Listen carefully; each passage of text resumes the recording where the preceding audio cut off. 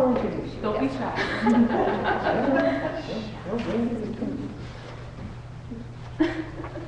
Let me get our orchestra going here. We have an orchestra. Well, in a can.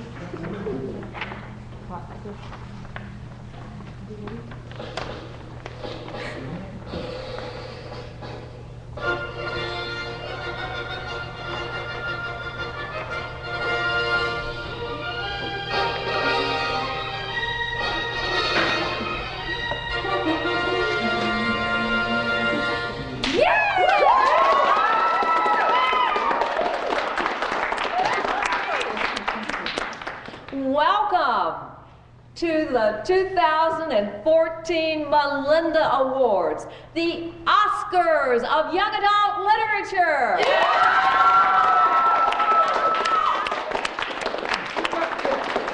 We're coming to you live, and it wasn't easy, but live from the apex of young adult literature. Literally, Apex, North Carolina. I know, literally. How about that? And in Apex, the Eva Perry Regional Library has made a name for itself, has gained fame for the fabulous, award-winning Eva Perry Mock Prince Book Club. All right. Now, I'm Chris, and I'm one of your mini hosts, okay?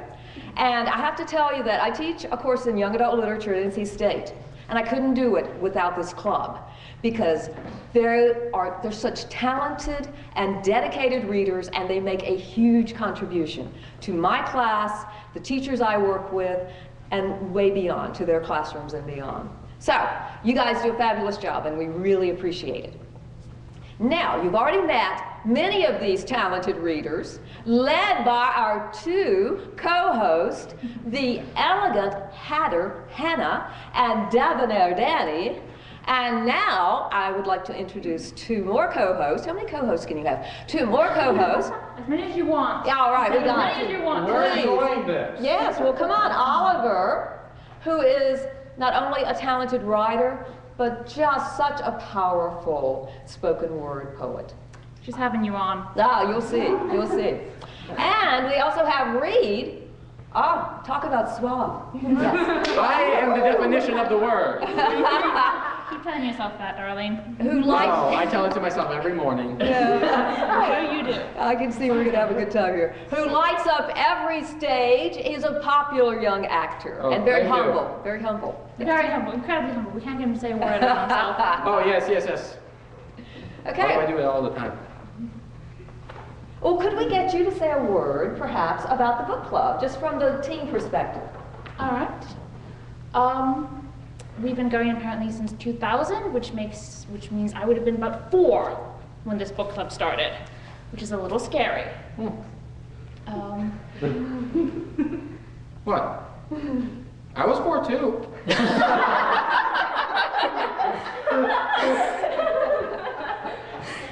Read. Yes, I am. Listen. Fine. Tell them what we do. Well, No. you have anything to say? Nothing. All right then. Bloody peanut gallery. Tell me about it.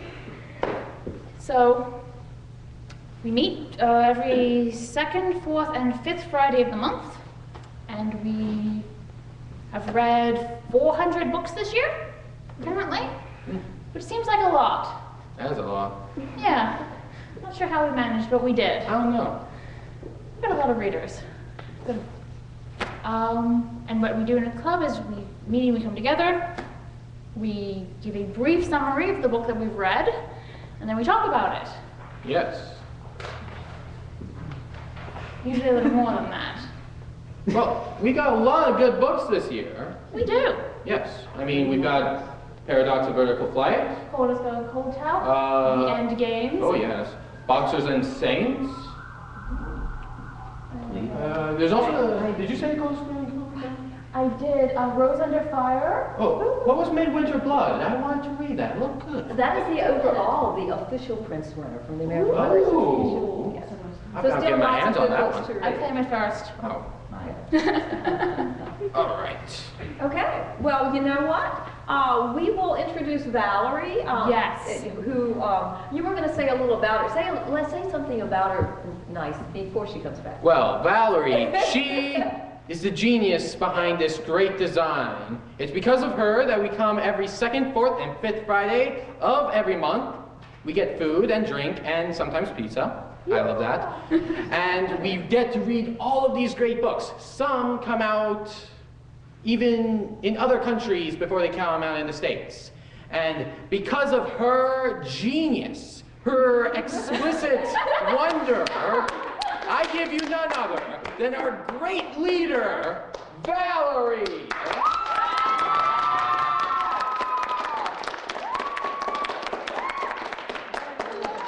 Hi there.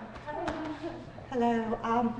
We are so thrilled that all of you can join us tonight. I've been doing this for 14 years and it just keeps getting better. And we are so excited to share with you tonight all the literature, the discussion, our perception of the books, and just let the world know about it. Thank you. Words from the wise. Couldn't do without her. Of course we couldn't. We'd be lost. Well, Completely. are you guys ready for the awards? Well, I'm ready for these awards. All right, well, let me get it started because some people may have a question about where the Melinda Awards came from. Chris. Obviously. Well, yeah, but I was inspired. You said 14 years. Laurie Halse Anderson's book, Speak. How many have read it? Or heard about it, for sure. For sure, okay. It was an honor book. It's her very first book. It was an honor book, the very first Prince Award in 2000. Yeah. Impressive. And the protagonist is named Melinda. Ah. And her voice is so strong and so real and so compelling that once you've met her, you'll never forget her. She travels with you on your journey. So that's where the inspiration came from. Read it and you'll agree, okay? So, for the Melinda Awards, the very first award we shall present will be the most authentic voice. Okay? So, you guys will do the honors. Want to try opening it? I will try opening it. How about it? Perhaps we should read what it is first. Right. Nominated for the most authentic teen voice. Josie from Out of the Easy by Ruta Sepetys. Mila, Picture Me Gone by Meg Rossoff. Tana from The Coldest Girl in Cold Town by Holly Black. Seth, More Than This by Patrick Ness. Rose from Rose Under Fire by Elizabeth Ween. Jack, The Paradox of Vertical Flight by Emily Ostrovsky. Sorry. Just in case I said that wrong. And Evie from Me, Him, Them, and It by Kayla Carter. And the winner is... Tana from The Coldest Girl in Cold Town by Holly Black.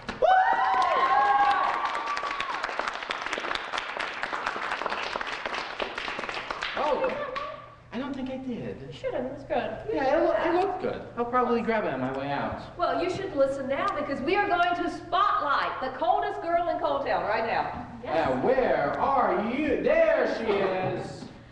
The coldest girl in Cold Town with 7 nominations. Everyone look at it. Get a good look in case you see it in a bookstore. Pick it up. It's supposedly good. Very good. Better than that. Do we have some other people who are going to talk about the book? Anyone? Yes. Stand up for the book. All right. Nice. Well, hello, Danny. It's Oh, good to see you too. I thought you were gonna let me down for a second. Oh, Literally. okay. All right. Oh, I'm so tall. Would you like to go first? Remember to read this. Yes. So, The Coldest Girl in Cold Town by Holly Black, published by Little Brown and Company. When 17-year-old Tana wakes up following a party in the aftermath of a violent vampire attack, she travels to Cold Town, a quarantined Massachusetts city full of vampires, with her ex-boyfriend and a mysterious vampire boy in tow. So personally, I really love this book, as I have said earlier, for its really strong female lead, because you don't often see in YA literature such a strong and independent female character who never once in the entire book says, I think I'll wait for someone to come save me. It's always, I am in a situation, how am I going to get myself out of this? And then she does. Yes, and she just maintains this throughout the whole book, and it's just beautiful because it's nice to really actually see examples in literature of strong females who are independent and just get themselves out of situations. And if you don't know anything about the book, just from the summary, you should know the plot is amazingly interesting. We all have seen recently how zombies spring up and it's like a plague that sweeps the nation. Oh, yeah. This book treats vampirism the same way. And not only that, just like zombies, they get a celebrity aspect to them. And that is just such an interesting quality to the plot that I fell in love with the book instantly, just based on the premise. Reality TV, starring vampires. Well, that's going to go on for a very long time. Yeah, but it'll never be. There is a lot to say about the originality of the setting. It feels very real, but yet it's so unique.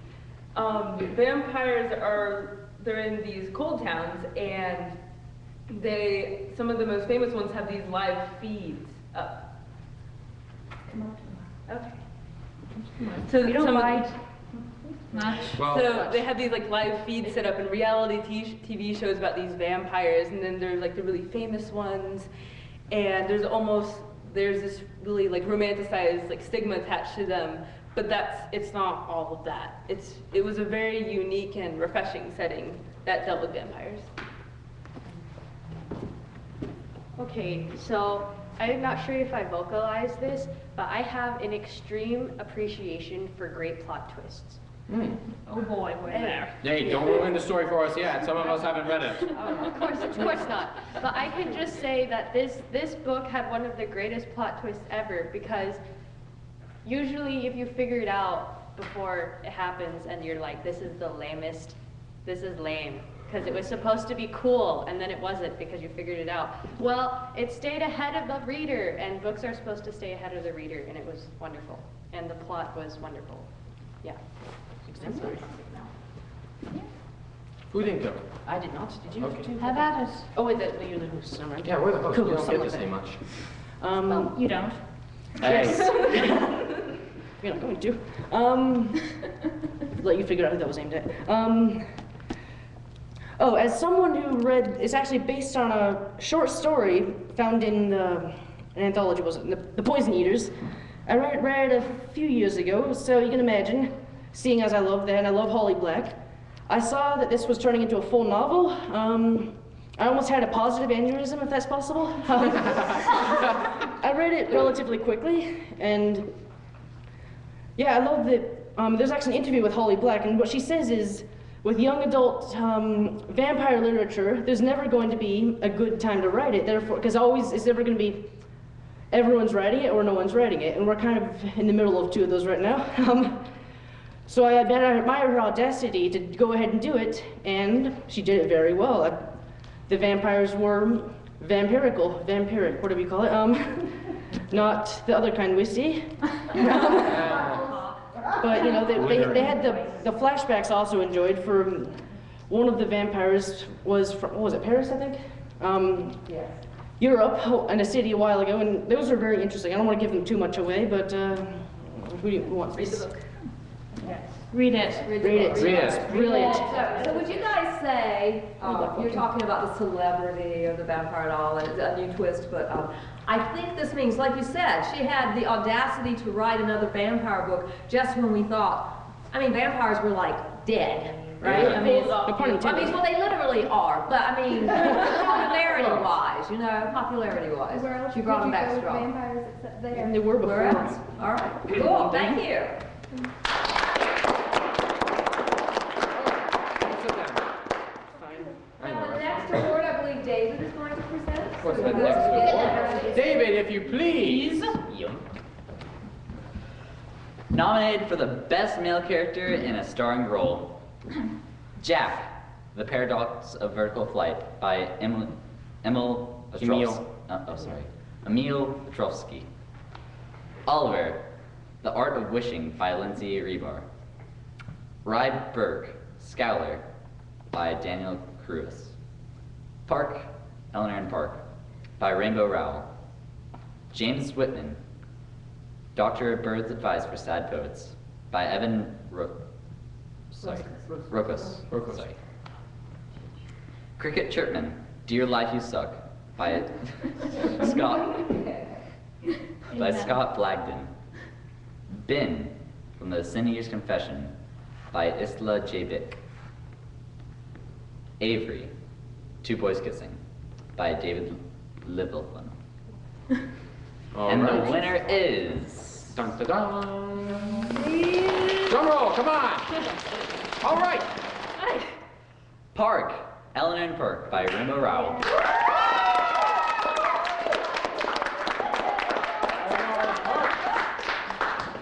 Who wants to talk about Eleanor and Park? Eleanor and Park.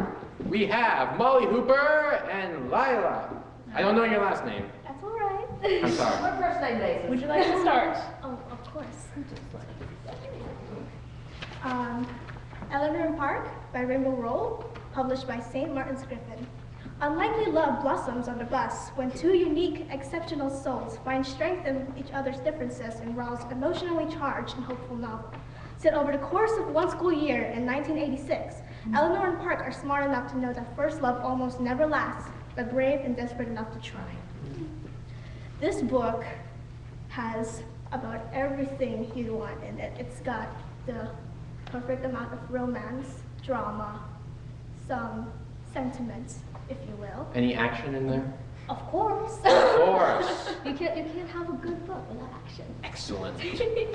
And I particularly adored Park. He was my literary soulmate, if you will, because he was into everything I was into. And also, the love story between these two underdogs, I would like to say, is just emotional and filled with a lot of realistic grit to it. And that is what I enjoyed about this book. Should your boyfriend be worried? He'll be fine. John, do you have something to say about the matter? It's okay to have literary boyfriends. They exist, guys. I have 10. I have plenty. Coming from the mic? Oh, sure. It doesn't bite. We do. Oh, she does. I'm not sure about Oh. Yeah, I really love this book for so many reasons. There is action. There's an amazing school bus Bruce Lee showdown where Park defends his honor. Right. But I loved especially the idea of the way they took just the ideas of beauty and kind of turned them all around. Like normally in teen romances, you have the perfect, generic Hallmarky, Nicholas Sparksy, white couple with perfect hair. But in this you have Eleanor, who's this very, she's larger and she has very wild curly hair. And Park, at first he's a little bit put off by this. Once he gets to know her, he finds her beautiful, not because he's so deep and enlightened or whatever, but because he genuinely thinks she's hot. They like the same music, and he just loves her for who she is. And it's fun, and it's awesome, and it's another thing. Park, he's half Korean. His mother is from Asia, and his parents are just awesome. They're like the best ever. And there's a very astute observation about how on MASH there are all these gorgeous Korean women, and but there are no sexy Asian men. I mean, it's just not everything that made the female Asian women so beautiful and alluring made the men not. And but Park is pretty much perfect. He's imperfect, of course, which makes him so perfect. But imperfection equals perfection. Just no. Right. Imperfection is way underrated. But it's just, setting the standards ever higher. Park Sheridan, everyone. Yeah. So. All right. That was Eleanor and Park and Molly Hooper and Lila telling us about it. This is 11 nominations. That is the most nominations we have of all these books. It's a tie. So the next award Let's go on to award number 3, Numero tres. and that's Ellen. Ellen? And Fran, and Alex. Would you like to step in front of the microphone? It does not bite, as we've told so many people. Come on. This is Allie. So nominated for Best Female Character in a Starring Role is Tana from The Coldest Girl in Cold Town by Holly Black. Who had my vote? Bibiana in Saints by Jean-Louis Young. Ginger from Far Far Away by Tom McNeil. Eleanor in Eleanor in Park by Rainbow Rowell. Josie from Out of the Easy by Ruta Spahesis. Kath in Fangirl by Rainbow Rowell as well. And Catherine from Catherine by April Lindler. And the award goes to Drum roll. Tana from The Coldest Girl in Cold Town by Holly Black. Another award for the coldest girl in Cold Town. And as you know already, I am very happy. All right. Let's go to the next award. All right. 2 awards in 1 night already. Ooh, this is going quick. All right. Number 4. Goes to David. David, my friend. The award nominated for the best male character in a supporting role. Hints, Catherine by April Linder. Tommy, The Paradox of Vertical Flight by Emily Otrovsky. He was awesome. Tamaz, More Than This by Patrick Ness. Kath's Dad, Fangirl by Rainbow Rowell. Mr. Shearden, Eleanor in Park by Rainbow Rowell. Gabrielle, The Coldest Girl in Cold Town by Holly Black. And the award goes to... Okay, you'll say it. You say And it. the award goes to Okay. Drum roll.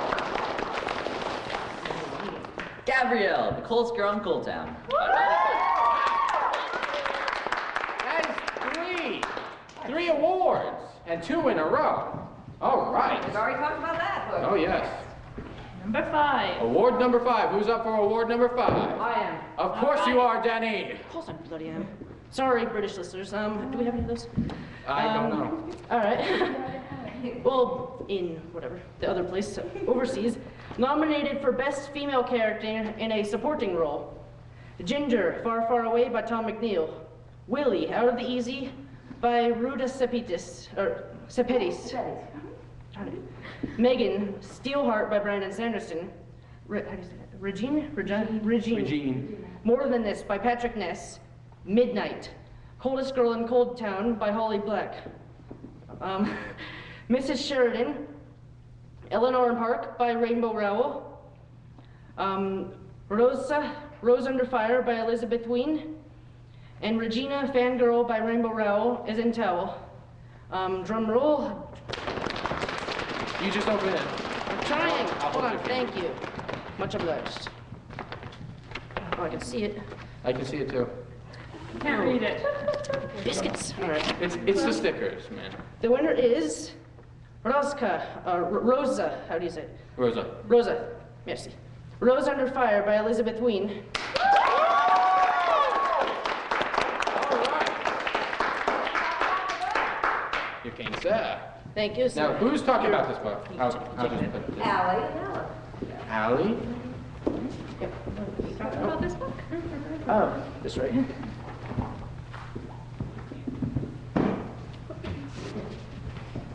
Rose Under Fire by Elizabeth Ween was published by Hyperion. When a young American pilot, Rose Justice, is captured by Nazis and sent to Ravensbrück, the notorious women's concentration camp, she finds hope in the impossible through loyalty, bravery, and friendship of her fellow prisoners. This book takes a normal teenage girl from America and puts her in this unreasonable, unholy in a certain aspect situation. And just like with Coldest Girl, she makes her way through. She doesn't give up. And there's so many characters in it, like Roska, and they support her. They make her laugh. They make her smile, and she gets through it only because of them. And so that's why I think Roska deserved this award more than anyone else. All right. goes further than just your normal Holocaust book because it takes a character who you don't normally see in this type of situation and it shows you how they respond. So I almost feel it's more relatable to some other readers who may not have been able to relate easily to a lot of the other books. And I also think there's some amazing character development in here. It's just so believable and so understandable, and I think the author did a really good job with showing how it changes her. And Rosa, who won the award, I do truly believe deserves this because it's just such a human justice thing, and I think it brings awareness to something that isn't taught in a lot of schools, the extremity of some of the horrors and experiments performed in these concentration camps. So this is just a very powerful social justice novel as well.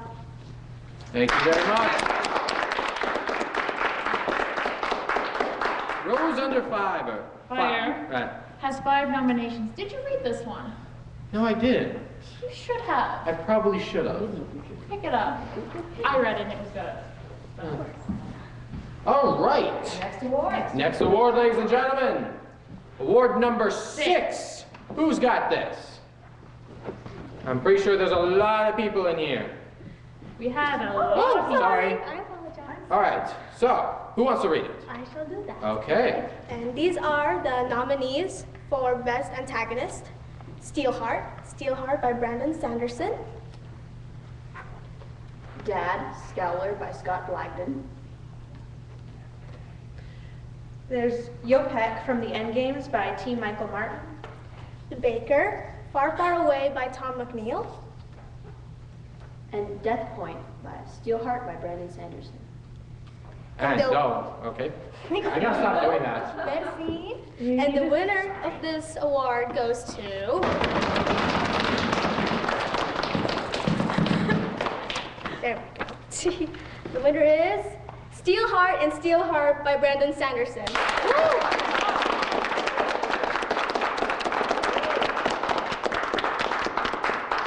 Deserve that award. All right, who's spotlighting Steelheart? All right, David, Danny, Laya, Morgan. What, are you? No? Okay. All right. Go ahead. Hello, Matthew. Look, just lovely to see you. You too. Steelheart by Brandon Sanderson was published by Delacorte Press. At age 8, David watched as his father was killed by an epic, a human with superhuman powers. And now, 10 years later, he joins the Reckoners, the only people who are trying to kill the epics to end their tyranny.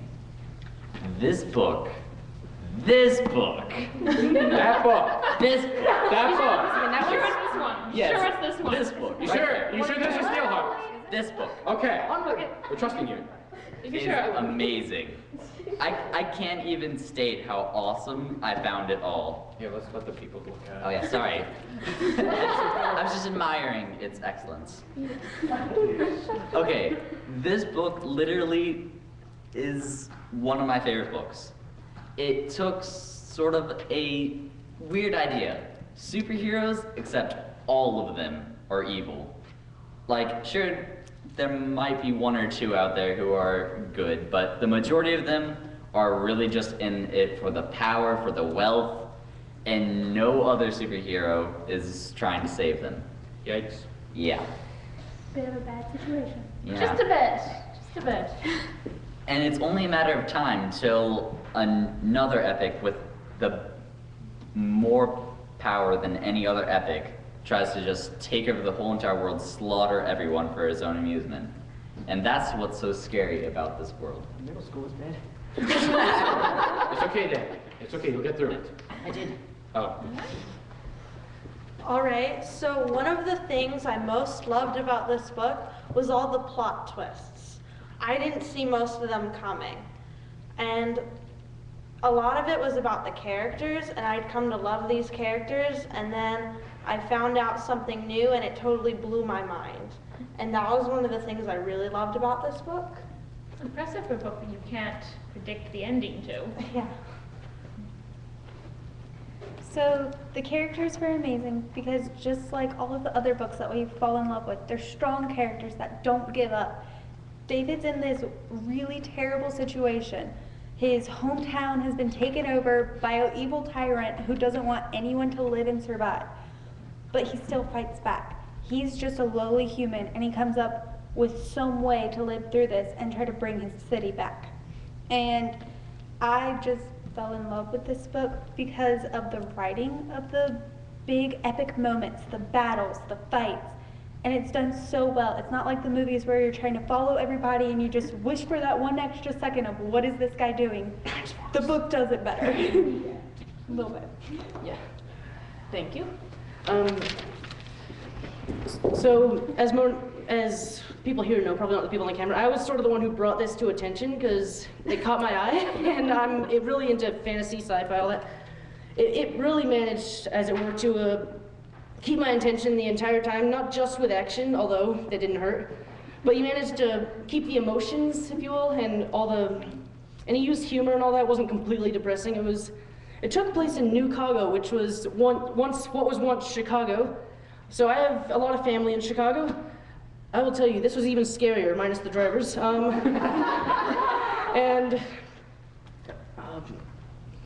But yeah, the opening and the whole thing was great, but especially the opening and the climax scene were just amazing. It kind of hooked me right away when, literally the first sentence, which is, "I've seen Steelheart bleed," I believe. It's not too much of a spoiler, but yeah, highly recommend this to anyone who likes adventure, very unpredictable, as it were.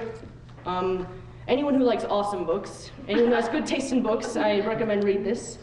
Thank you.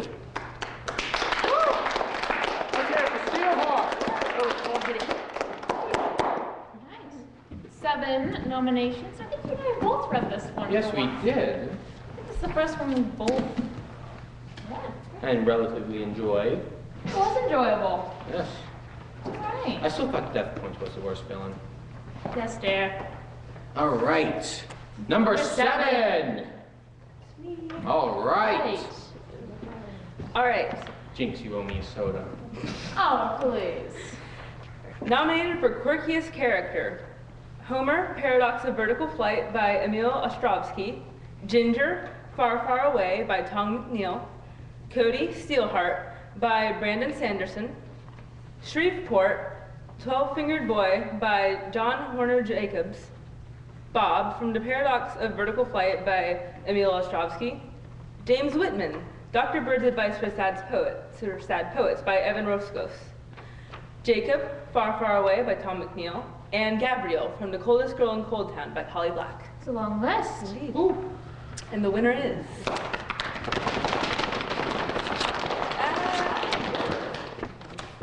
Gabrielle from The Coldest Cold in Cold Town by Holly Black. My goodness!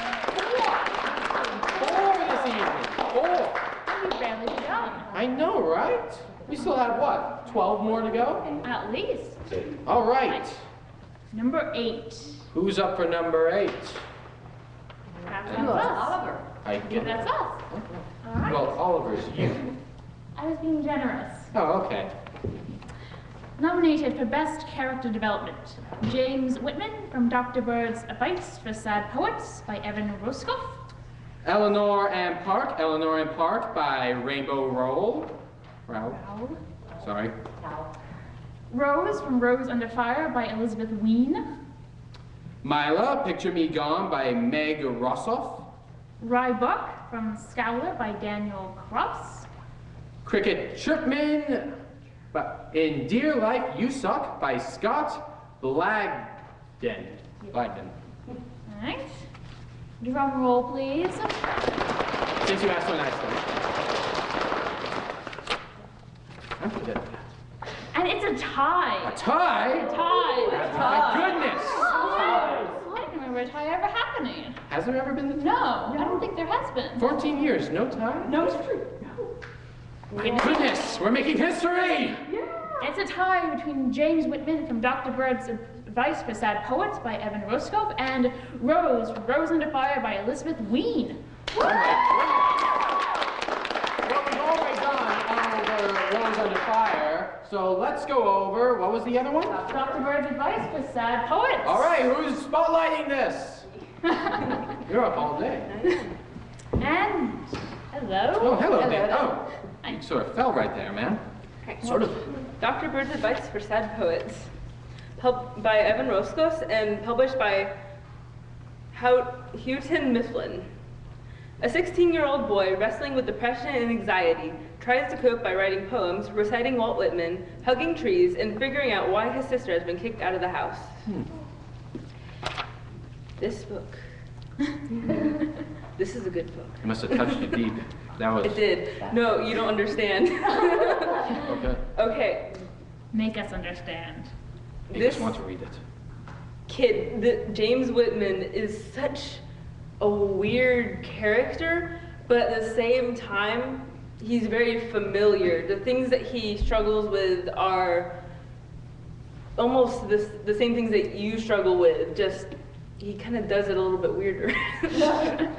But his character development throughout this book was just amazing. It wasn't just he got so far from point A all the way to point Z. He went from point A to point B, then he went back to point A, then he went over to point Y, but then he regressed back into point C, and then you're like, Sounds like you my can husband. do it! Really? You're just cheering this guy on because I don't know, there's just something very charming about him, though if you met him in real life, you would have difficulty even communicating with him because he's so just he's very unique. But at the end of the book, he gets to this place that isn't exactly recovery, but he's on this really good path to coping with this depression and this anxiety and figuring these things out for himself, and he just does it in a way that isn't forced on him. He's just this character that's just going through life, and you just, It happens. it's just so great. Everyone needs to read this book. All right. Danny? You have something to say about the book? Yes, first of all, I think Betty's watching, so I want to thank her for bringing this for my attention. Same for me. Yeah, exactly. Yeah, you're right about point A to point Z and back and everywhere in between, like my postman. And Mine too. yeah, we're the same one. But You have some strange postmen. We do. they're always true. But they're postmen. Anyway, what was I saying? Oh yes, I love how he made all the references to Walt Whitman and the yawp, and yeah, he yapped occasionally. That was very amusing.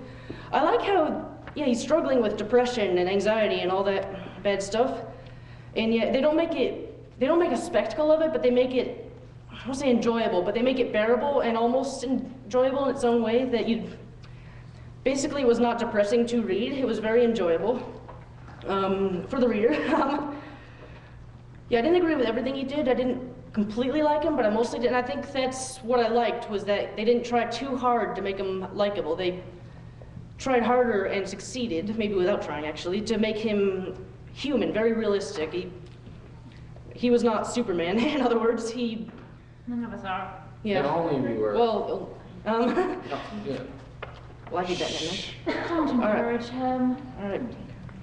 Right, Hey, sorry, you have Lois some Lane. exhibition?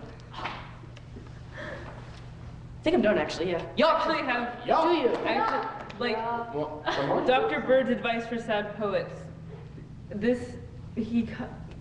Okay. You okay? There's Need water? there's this pigeon that he imagines, and it's just walking around and doing like pigeon things, but he imagines what Dr. Bird is saying to him, and it's the weirdest thing, but somehow you just are just like, when's Dr. Bird coming back? Because it's just like, it's not even like a talking animal, it's the animal is just kind of like doing pigeon things, like, you know, walking around, pecking at the ground, but then Riding subways. but then, like, this guy is just like, oh yes, Dr. Bird said this, I should probably listen to Dr. Bird. It's a very interesting twist on this, like, talking animal archetype that was very unexpected. Yeah. I listen to my voices all the time. Pigeon. I wouldn't think about They're usually vultures, but This book has 5 nominations. I did not get the chance to read this Neither year. did I. It sounds interesting. Yeah, it does sound interesting. I want to see the talking bird. Well, Figment. Hear about it. Okay, let's get the next one. Number 9. Who's got number 9? All right, we got the TARDIS, Lila, and Danny. You're back. That was fast. yeah, I'm here. I'm a regular patron. Of course you are. Where would we be without you? Come here more than I come to the one I work at.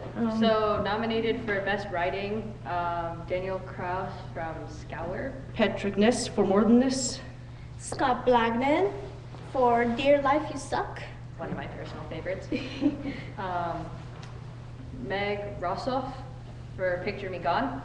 Emil Ostrovsky. Right. Give me a cue. All right. For the Paradox of Vertical Flight, one of my favorite. Brandon Sanderson for Steelheart. Also a favorite. And finally, Ilsa J. Bick for the Sin Eater's Confession. Also a favorite. Exactly. And this award goes to... Drum roll. I think you're pretty solid. Oh, we have another tie. Wait, What? No. No, this, let me see that. We have another tie. My gosh! 2 ties in one night? Come on, dude. It's been 14 years. 14 years and we haven't had a night like this. Okay. We are got 2 setting ties. records. We are setting Pun intended. records. It's a tie I love between records. A Paradox of Vertical Flight by Emil Ostrovsky and Steelheart by Brandon Sanderson. You both already read it. That's all right. Have we talked about the Paradox of Vertical Flight? I don't believe we All have. right, sure. Let's hear the spotlight for Paradox of Vertical Flight, because we've all heard Steelheart. Let's see the descriptions. You're all staying up here? Yep. And we're adding some more? Wow. We might be first off stage. 1 second. Yeah. There we go. That's All right. better. Somebody. Oh, There you go, alright. Princess Leia. Beautiful people. All right, then. Thank you. The Paradox of Vertical Flight by Emil Ostrovsky, published by Green Willow Books and imprint of HarperCollins Publishers. When, on his 18th birthday, Jack Polowski's almost suicide is interrupted by his ex-girlfriend Jess's call saying she is in labor, he impulsively snatches the newborn and hits the road with his best friend Tommy and Jess to introduce baby Socrates to Jack's aging grandmother. So, I'm sorry, here we go. I really enjoyed this book because it was very, very quirky and a refreshing change to your typical teen pregnancy story. Sounds like it. Not sure I would do something like that. Just seems a little weird. I'm not being sure about that. Agreed, Danny. Agreed. I particularly enjoy the witty banter that Jack, the main character, had with his best friend, and especially with his son, who he named Socrates, and has imaginary conversations with him about the meaning of life. Also about the ceiling. The infinite number of ceilings. I know, right? But it's got a lot of sentiment in it, and I also noticed how dedicated and devoted he is to his grandmother, and I find that very relatable for me because I've always been close to my grandparents, and so seeing such a close relationship he has with a family member just makes my heart really, really, really happy, and so, yeah. I wish I had time to read this book.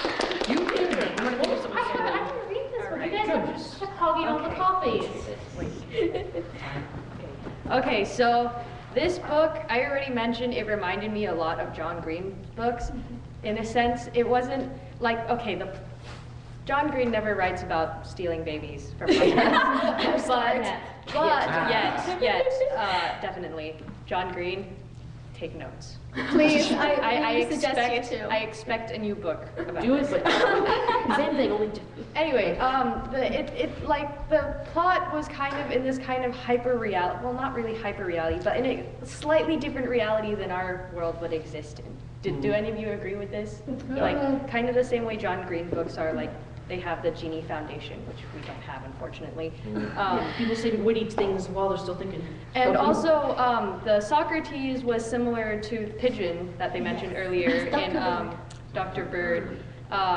He imbued Socrates the philosopher into his newborn, and I thought that was really cool personally. Well, it's a little crazy, but it was pretty cool too, and I relate to him. You know, 3,000-year-old Greek philosopher. Yes, I kind of related to him, like in the sense that you create another character as a mental sounding board for yourself, and I really liked the writing and the plot. Yeah. Okay. Someone else? There's 5 of you. 6 if we count you. Sure. I loved all the characters in this book, and it was really refreshing to read something so philosophical without it becoming overly serious and bookish. It was still very... There was still humor in there. The characters were very relatable. I could understand a lot of their interests, and they were just so unique and quirky, but at the same time, they could just be somebody that you would meet anywhere, anytime. And I love that about it. And I loved how the main character spent so much time thinking about his own existence and the meaning of things, because I could really relate to doing that.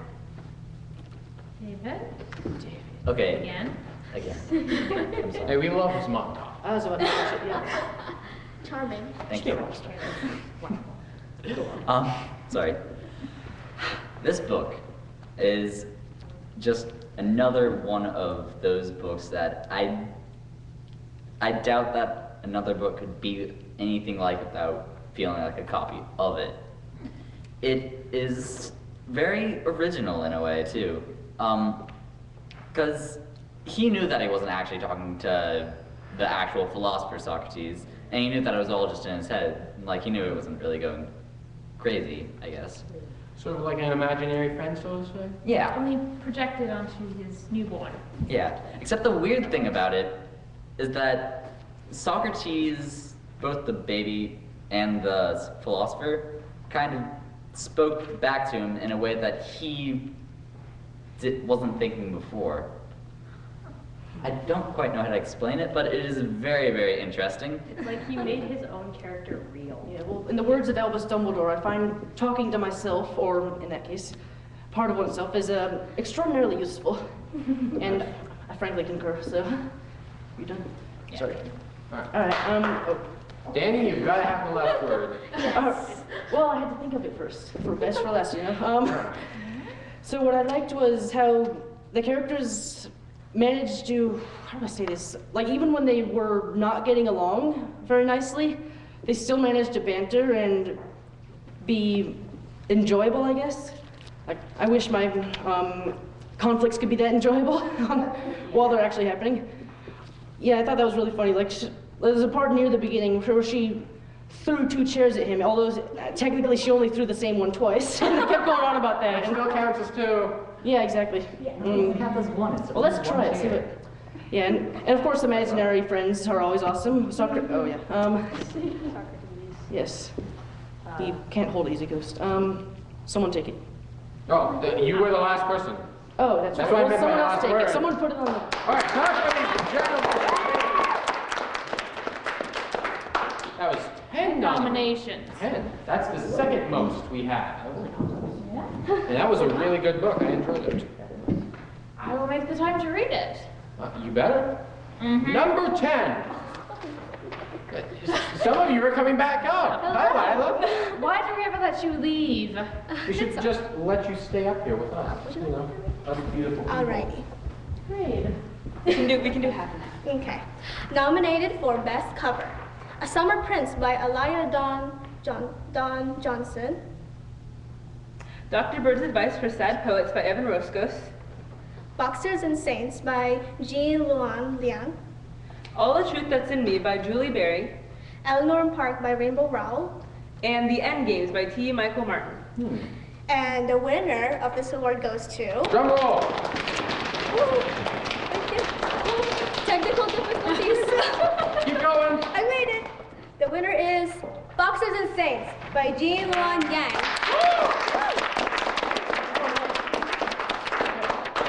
Can we have the people who are spotlighting this book? Books, really? Only books or book that we consider One book when it's actually 2. 2 yet 1. All right, so who's spotlighting this? Us. How about you two take the halves that we are currently holding? Alright. There we go. And let the beautiful people out there in the camera see. Here, you can read this I'll read thing. the thing. Oh, that's a big one. All right, okay. Oh, there's supposed to be So, Boxers and Saints by Jean Young. Okay, so it's published by First Second, full name. In 1898 China, Little Bao has had enough of foreign missionaries and soldiers robbing peasants, and he recruits an army of boxers to fight to free China from its oppressors. In Saints, Viviana, an unwanted 4th child, finds her name and identity in Christianity. But with the Boxer Rebellion in full swing and Chinese Christians facing death, she must decide whether her loyalties lie with her religion or her country. Boxers and Saints is an innovative novel in 2 volumes, the parallel stories of 2 young people caught up on opposite sides of a violent rift known as the Boxer Rebellion. And the book club suggests that, or strongly recommends, that the box would be read first for the full impact of the story. Book club, by the way, means us. Yes. Listen to us. We are the experts here. Yes. I read Saints first. I actually read Saints first too. Yeah, see? Same as well. Because I didn't see much of a difference, only... I can understand how reading Boxers first would Well, yeah, it's kind a of thicker book. enrich And it. it's, yeah. It continues for longer. Plus, it's more colored. You can, okay. So as a Chinese person, my parents have often talked about the century where Chinese people rebelled against European, like, invasion into China. And the Boxer Rebellion was just one of those, and it was just a thing that happened, and people died, and Chinese people still lost, so it was really tragic. But this gave me a whole different aspect to it. Like, these books are really spiritual. Would you agree? Like, Yeah. It's really spiritual and metaphorical, and it brought on like a new dimension to the books, and like it was pretty cool because I knew some of the characters, some of the spiritual characters they used in it. I was like, yeah, I know these people, but yeah. Okay. All right. And I think also what I enjoyed about these books was the timing and both kind of the comedic side of things and the serious sides of things. Like, here, can you hold these? I talk with my hands. But basically, like with a joke, like you have this like pause panel. Yeah. And then you have the reaction. The pacing was just very well done in this graphic novel, which I found very interesting. Like there are some things that were communicated in a very visual format that would be more difficult to communicate in a purely written format. So I really appreciated the pacing in these books and also the really even-handed nature which they dealt with the two sides. Yes. I really liked it. All right. Did you read these? Everybody wanted to read these. I got to read. Yeah, it was kind of bloody when people were trying to get those It books. was. I think I got through half of Boxers before somebody decided to take it from me, Oh. and it was good. Got 3 nominations. I think It that's did. I think that's kind of low. All right, number 11. Who's got number 11? David, my man. David. Why do we ever let you leave this stage? No. Oh, I'm too fabulous on it. We love your mom talk. That's the problem. It's the black. The black just makes everything look fabulous. Nominated for Best Setting, Relic by Renee Collins, Out of the Easy by Sepetys, sorry. The Coldest Girl in Cold Town by Holly Black, All the Truth That's in Me by Julie Berry, Far, Far Away by Tom McNeil, Steelheart by Brandon Sanderson, Rose Under Fire by Elizabeth Ween, The School for Good and Evil by Soman Shanani. Sorry. We're sorry. Drum roll, okay. Technical difficulties, but we're getting through it. Come on. Okay, all right. And the winner is The Coldest Girl in Cold Town by Holly Black. All right. That is another. That's 5. That gets us to 5 for the Coldest Girl. That is 6. 6. It's been nominated so far for 6 awards and it's won 5 of them. Well, Oh, wow. Congratulations. All right. David? I'm saying. Yeah, just stay up here. You made Might as it. well. Yeah. All right. Number 12, David. Anyone else? Of course, just a You mentioned. Oh, okay. Okay. You're not alone, David. Never alone. Well, tell us about the. Hey, tell us about the award before you open it. It's not bad if you didn't see it first. But I want to know. No. No. Just go through it. You can make it, okay? Well, take it from me if you can. Temptation is here. I'll hold it and you read. Oh. I'll take the temptation away from you. All right. Oh wait, I got this. You got this. Okay. Okay, you can go first if you want. Nominated for Best Plot, Steelheart by Brandon Sanderson, All the Truth That's in Me by Julie Berry, Far, Far Away by Tom McNeil. and The Paradox of Vertical Flight by Emil Ostrowski. Now you may tear it apart. Drum roll. Come on, you got this. You did half of it already. All right, and the winner is The Paradox of Vertical Flight by Emil Ostrowski.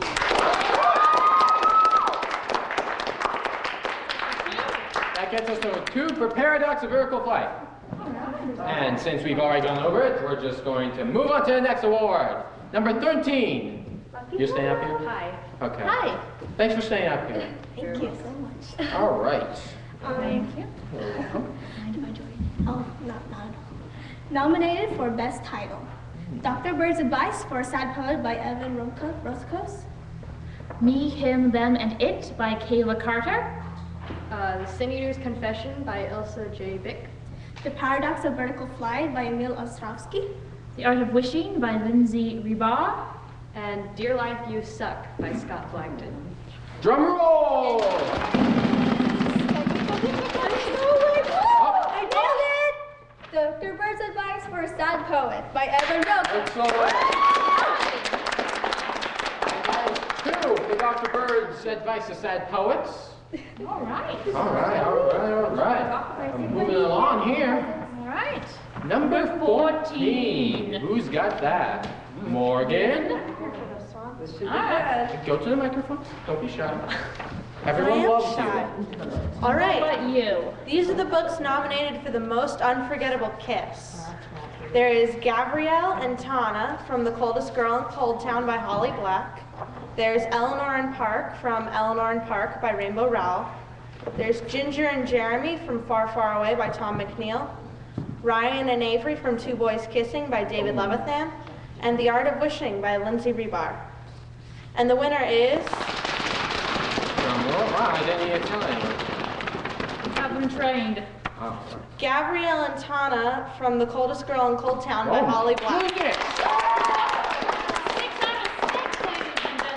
My goodness, this book must have gotten a lot. Yeah, probably more. Yeah, I know, it's a tie. Okay, number 15, Laya, Molly Hooper. Hello. Ladies. Good to see you again. Okay. Nominated for Best Literary Boyfriend. Ryan and Avery, Two Boys Kissing by David Levithan. Park, Eleanor and Park by Rainbow Rowell, my boyfriend. Next line. Oh, okay. You should be worried. Hans Catherine by April Linder. Oliver, The Art of Wishing by Lindsay Rebar. And Gabrielle, The Coldest Girl in Cold Town by Holly Black. And the award goes to...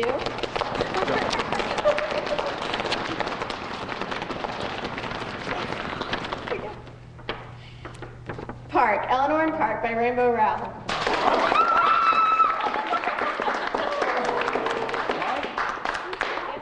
That is 2 for Eleanor and Park. I'm so happy. All right, there's our silver dish. Yes. Number 16, Brian, my man, my assistant. Hola. Oh, you knew it. I should say hi to the You didn't microphone. make much of a secret of it. I'm sorry, I just have so many assistants. They Yes. help me out. Some of us You're don't at 5 now, right? Maybe. Some I of don't us know. can manage without a trail of assistants following us I around. like people worshiping me. Is Oh, that I- so bad? Oh, I knew that. Moving on. Nominated for Best Literary Girlfriend, Jess, The Paradox of Vertical Flight by Emil Ostrowski. Winona, Dear Life, You Suck by Scott Blagden. Ginger, The Art of Wishing by Lindsay Rebar. Kath, Fangirl by Rainbow Rowell. And Eleanor from Eleanor and Park by Rainbow Rowell. All right. Drum roll. Yes. It is Eleanor from Eleanor and Park. Three for them. All right, they're moving up in the areas of... If you have best literary girlfriend, friend, and boyfriend, does that make it the best literary couple? Probably. Well, we'll just have to find out. Number 17. We have any takers? All right. Hello again. All right. Nominated for Most Realistic Romance, Fangirl by Rainbow Rowell, Eleanor and Park by Rainbow Rowell, The Art of Wishing by Lindsay Rebar, The Coldest Girl in Cold Town by Holly Black, and Far, Far Away by Tom McNeil. And the winner is... The Coldest Girl in Cold Town by Holly Black. I see a winner right there. That goes to 7. Yeah, may I ask about this realistic romance? Well, yeah, that's actually something I want to ask.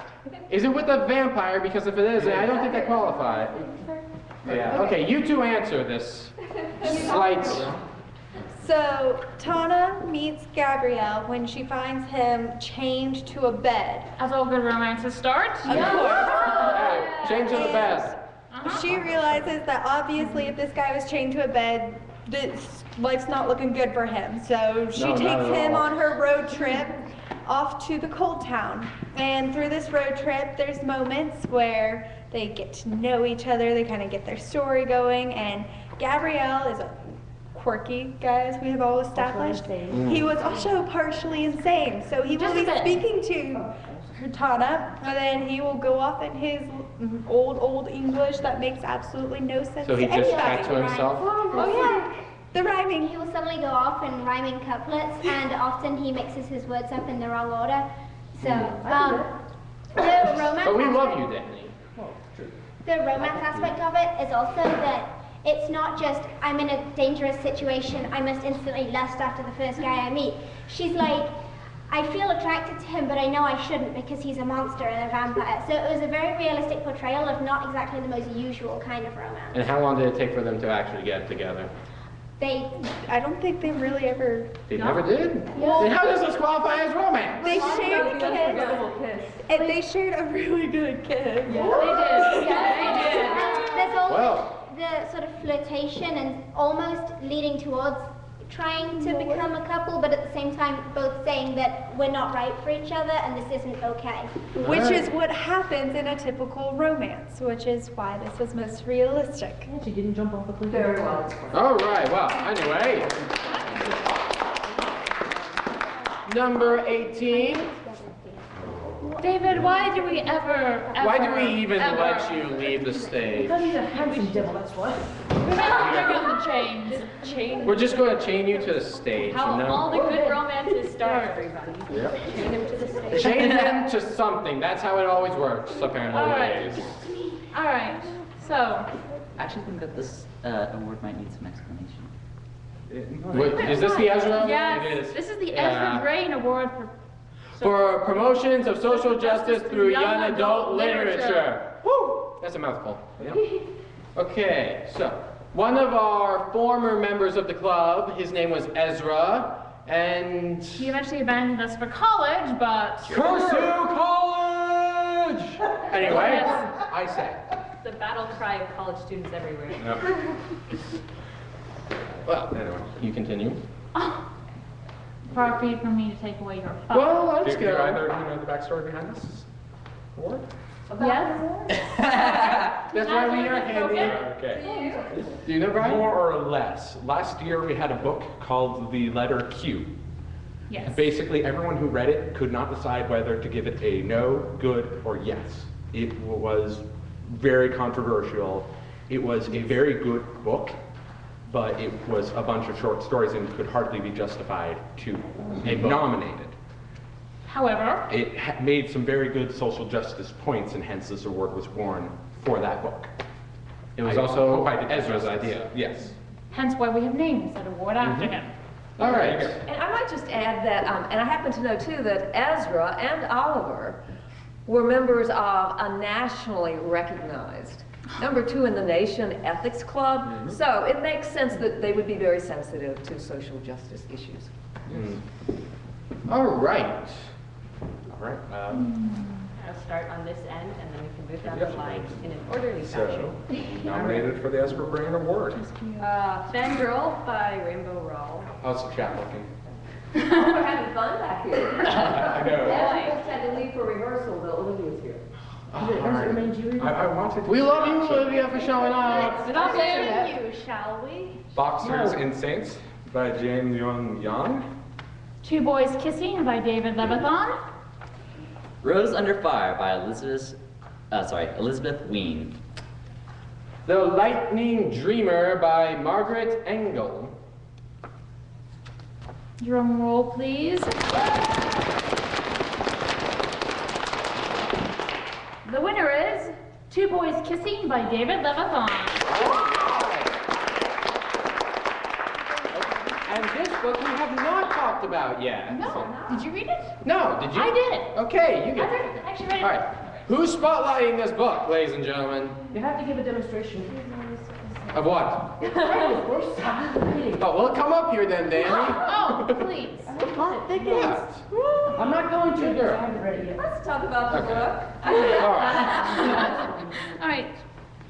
I guess I'm the only one spotlighting it. Okay, so I read. Right, sorry. Summary. Right. I know these things. Two Boys Kissing by David Levithan, published by Alfred A. Knopf. A chorus of men who died of AIDS observe and yearns to help a cross-section of today's gay teens who navigate new love, long-term relationships, coming out, self-acceptance, and more in society that has changed in many ways. This was a really good book. I actually read it during a meeting, while I possibly should have been listening to other people talk. However, Now we know what you do. However, it was that good. Yeah. Yes. Was that French or English? Read. Well, anyway, back to the book. So, what really struck me to begin with this book was the writing style. Because when they say a chorus of gay men, they mean a chorus is talking. A chorus is describing. Okay. It is, in fact, this chorus. And I haven't seen this written that way. Not like from a whole bunch of people. Okay. Like it's a singular group of people who are really looking in on these kids. All right, and this won the Social Justice Award. Could you explain into this book how it won it? Because I can see how it possibly won it. I mean, yes. But could you go into detail? Like, I know some people probably don't know the book, so. All right. Well, the main premise of the book is these two boys who are going to break the world record of the longest kiss. Okay. Which is like 36 hours or something. It's really long. Who did that world record? You know, just asking. But I think for me, why it would have won this award is because it doesn't show one version of what it's like to be a queer teen. It shows, it shows the good things, the bad things. It shows the parents that don't accept you. It shows the parents that do get it. The good things, the bad things, and also the way that things have changed. Because you have this chorus of men who presumably died in the 80s from AIDS, looking into teens from today. Okay. And how things have changed and how things are getting better if they're not quite there yet. All right. Two Boys Kissing, ladies and gentlemen. All right. Oh, yes, you can share your phone. All right. Okay. Let me find it. So a few weeks ago, Chris, because back in about a year ago, when I was a very angry queer teen, okay, still am, I wrote a poem that Chris has since encouraged me to share, and it was to YA authors, because I feel like having queer characters in literature like this that are portrayed realistically is so important. So I wrote this. Dear YA authors, to those of you who already write queer characters, thank you, more please. To those who don't, listen. If I have to sit through one more poorly written, poorly edited, because teenage women are writing to beat them on the nose love story, then dear God, I want lesbians. I want bisexual werewolves making out with prom kings and the smartest girl in class. I want time-traveling lesbians who don't exist simply for the straight boy fantasy. I want femme trans boys and punk butch trans girls and non-binary kids doing the math homework on board galaxy-class starships. I want more non-traditional narratives, more queer people of color, more books about queer kids who like queer kids that aren't just about that. I am sick of this heteronormative bullshit time and time again. Do you know what a book can mean in our hands? Queer representation means we are not alone. We are not monsters. We are not better off dead. We are not unwanted. We are not worthless. We are not our mother's dirty little secrets. The YA authors who already write queer characters, thank you. More, please. To those who don't.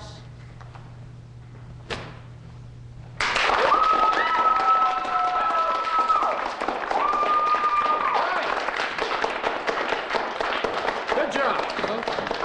Danny, I love the camera. It's a nice camera. we know. We know. All right. That was a beautiful poem, by the way. Thank you. You're welcome. We actually agreed on something. Well, it was a good poem. All right, number 19. Who's got that? Danny, why'd you leave? Oh, why should you told me to you? I didn't tell you to leave. You assumed. Right, thank you, Chewbacca. All right. Oh, nominated for Most Promising New Young Adult Literature Author. Lindsay Rebar, The Art of Wishing, Rebar. T. Michael Martin, The End Games. Emil Ostrovsky, The Paradox. Oh, I'm sorry. The Paradox of Vertical Flight. Rainbow Rowell. She had 2 titles this year, Eleanor in Park and Fangirl, which I think it's really impressive. Like, Good work, and both nominated. I could not do that. I mean, to have 2 books in 1 year, both of which made it to our top list and won so many nominations. And are winning awards. That's just incredible. Did you see this? Be proud of yourself. We loved you. You really did. The winner is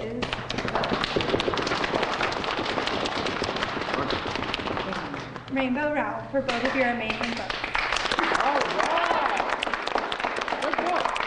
Now, have we gone through both of her books? We haven't talked about Fangirl yet. Fangirl. Okay, who's spotlighting Fangirl? Okay, we got Fangirl's Molly close. Hooper and Laya back up here. Excellent. And Ellen. So, Fangirl by Rainbow Rowell, published by St. Martin's Griffin. Feeling cast off when her best friend twin outgrows their shared love for a favorite character, Kath, a dedicated fanfiction writer, struggles to survive on her own in her first year of college while avoiding a surly roommate, bonding with a handsome classmate who only wants to talk about words, and worrying about her fragile father.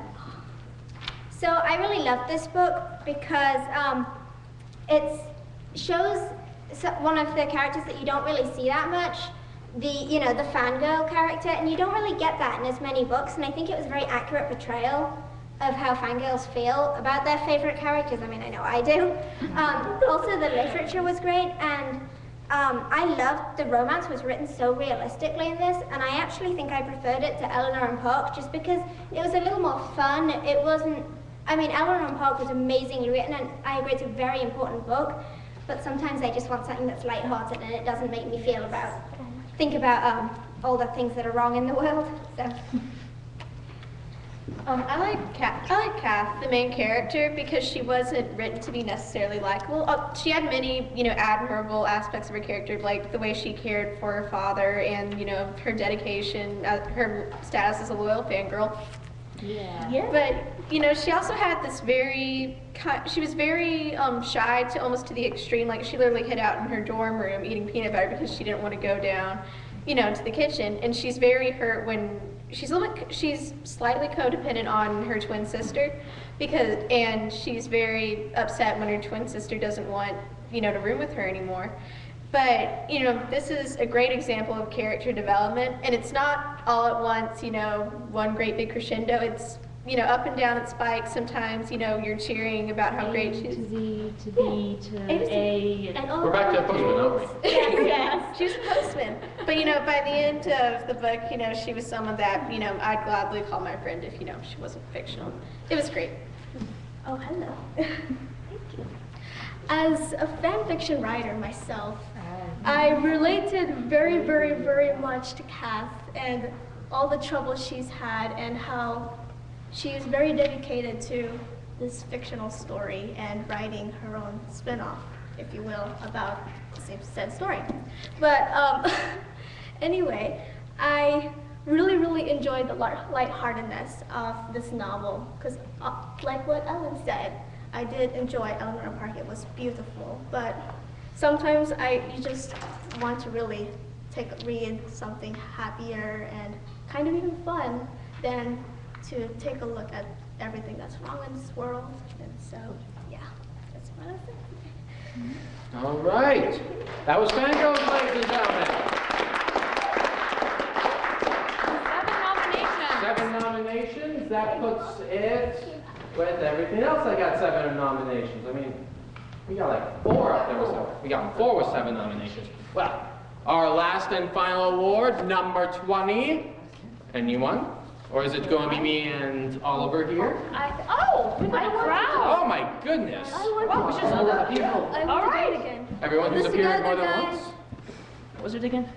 This is the nominated for Lifetime Achievement Award for writing young adult literature. Ooh. Very fancy. Okay. We have Ilsa J. Bick. That's how you say it? Okay. Yes. Just making sure. Latest book, The Sin Eater's Confession. Other notable works, the Ashes Trilogy, Draw the Dark, and Drowning Instinct. Daniel, if you please. Fine. David Levithan, latest book, Two Boys Kissing, all the notable works, so we don't have that many of them. These I mean. Boy, Wide Awake, Nick and Nora's Infinite Playlist, and Will Grayson with John Green, and Every Day. My bad. Holly Black, latest book, Coldest Girl in Cold Town, which is reading right now. Other notable books. Her other notable books are the Spider Chronicles, Oh, Doll Bones, the Curse Workers series, which begins with White Cat. There's also the Magisterium series with Cassandra Clare, she wrote. There's also Ironside, Tithe, and Valiant. Yeah, those And were, the Poison those Eaters and were other amazing. stories. Exactly. Good For the offer. collection. She's Very great. good offer. All right. And the award goes to... Drum roll, please. Oh, thank you. All right. Technical difficulties. I apologize. Pressure. Holly Black.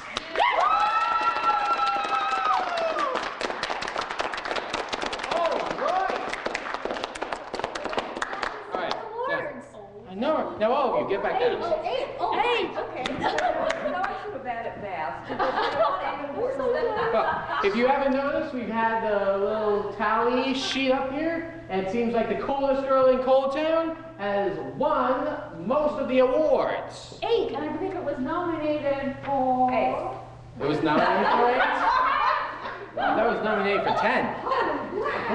Anyway.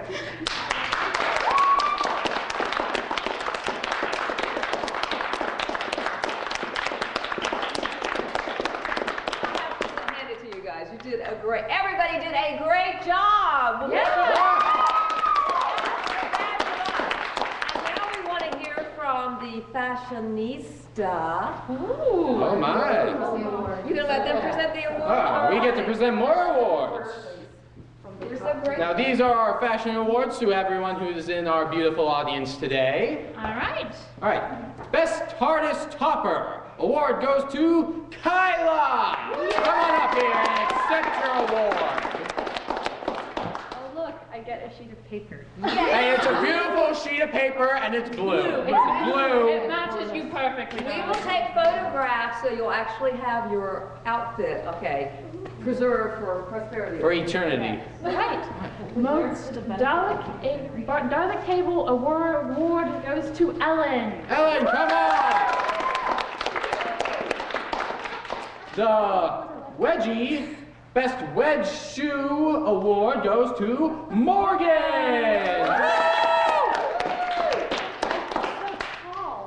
You are. You're beautiful! Best Shrug That Turns Into a Cape Award goes to Morgan's mom. Oh. Give that to your mom! All right. What is that word? Bounciest. Okay. Bounciest Hair Award goes to David. We love this mop top. All right. Okay. Best Tie Award goes to Daniel and Reed. Oh. It's a tie, yeah? Where's Ty? That's a tie. Oh. We will cherish this forever. rim shot here. I don't know. We'll have to get a picture with this. Here, you go sit down with it. No, let's have a tie-tie. Okay, we'll have a I tie-tie. don't mean to. It's a shake. No. Yes, it's a tie shake. There we go. I'm thinking of tie. No, there will be no tying of the ties together, thank you. Oh. What about David's shoes? Okay. Cutest Human Accessory Award goes to Layla and John. Layla and John. All right. John, hey, John, get in front of this camera. Get in front of, you have to grab your award in front of the camera, okay? Really? Yes. Do I have to? Yes. Yes. Good job. Good man, John. Good man. Let's have a round of applause for that. All right. Best Lacy Arm Award goes to Allie. Love the arm, by the way. Best non-lacy arm award goes to Allie. See, she's got both the lacy arm and a non-lacy arm. All right. And the top hat award goes to Hannah! All right, and that is all of our Fashionista Awards for tonight. All right. All right. All of our awards. You can introduce Valerie. Oh, Yes, Valerie, come on up here. Wonderful and brilliant. Okay. Leader of the club. Good evening. I know parents sometimes ask me, can you help my child learn to love reading? And I go, no, this is a book club of people who already love to read, okay? And they're all in high school. They've got exams, they've got papers, they've got a stack of books to read already for their classes. Oh, yeah. And in between, they take what precious little time they have and they donate it to the book club by reading, okay? We don't need, I don't especially say that you have to read so many books a year. I don't care if you're a fast reader, slow reader, medium reader. I just want you to love literature, and that's what you guys do, okay? But I do take the people who have read and reviewed the most books in this book club, and I let them pick out their galley first. So they do get a little bit of a prize, okay? And the #1 reader for this year was Miss Kayla Bowling. And unfortunately, Kayla is stuck in Greensboro, and she really wanted to be here. Curse the School of Math and Science. Okay, but Kayla, I've got your galley and your certificate waiting for you. And another year of ties. We had 2 people tie for second. Emma Lynch and Alexandria Hurley. Come on up. So, let me get this straight. That is 3 ties, 4 ties, 4 ties. Not including the ones you're wearing? No, not including the ones I'm wearing. 6. All right, we'll make it 6. Thank you. 6 ties in 1 year. And 1 tie. For the first time in 14 years since we've been doing this. And one person actually won 2 awards. Oh, well. 2 fashion awards. Yeah. That's also impressive. It's just a record-breaking night. Now, we have a few minutes if you wanted to talk about the ALA award books. All right. No. Okay. Okay. We're so close on time. So close on time. What I want to do is thank you. Please, go ahead. Okay. I just want to thank 2 bookstores here in the area. One is Quail Ridge Bookstores here in Raleigh. You guys, you need to support this bookstore because they definitely support us. Oh, yeah. They give us galleys every single year and keep us going. So visit Quail Ridge Bookstore, downtown Raleigh. Hello, Carol. We're sending everybody to you. We're coming your way. Yes. And another bookstore is the Regulator Bookstore in Durham, North Carolina. Hi, John. Thank you for all the galleys that he also sends us. And I also want to thank Wake County Public Libraries for opening their doors and supporting this Team Book Club for the last 14 years. It's been an amazing journey. Thank you.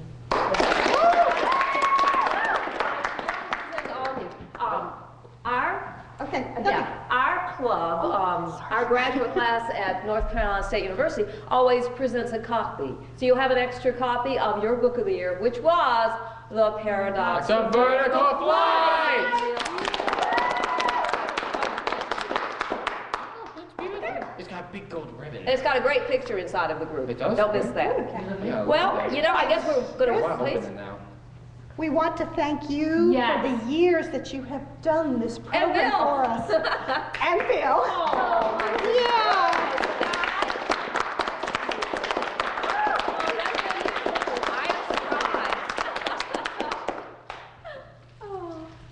Oh, look at the Oscar. We gave her an Oscar. Thank you so much. I am so serious. I couldn't teach my class without you guys. You're co-teachers, okay? And I just want to thank everybody who made this night possible. I want to thank all our viewers. It was so much fun chatting with you. Yes, it was a fabulous night for young adult literature. I want to thank everyone who brings young adults and books together, who helps make that connection. And as a movie created by the club, Daniel, you were in on that. A few years ago, one of the lines that stuck with me, and they were talking about why I need my library, was reading books like this helps us write our own stories. Yes. It's very powerful. So, thanks to everyone. This will be archived. My students, you'll be watching it soon. We'll see you again. And I just want to say thanks to Bill for making the magic happen.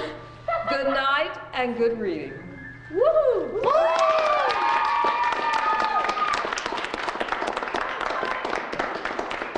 Big send off, you guys. Everybody up on Come stage. on, we're dancing! We're dancing. Oh, you. No, I'm going here too. Okay. Should we need to put you on our shoulders? Oh God, no. I will die. I'm not going It's okay, we got you. You know, let me grab a picture. Let me grab a picture, okay? This is